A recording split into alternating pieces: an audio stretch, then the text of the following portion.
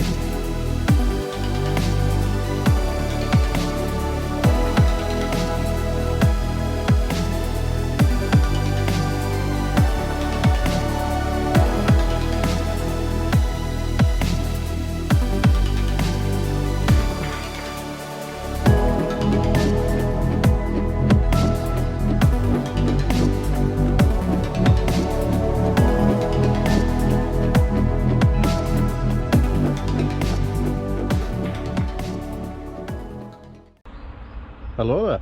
Right, job done. Have a little looky look. What do you reckon?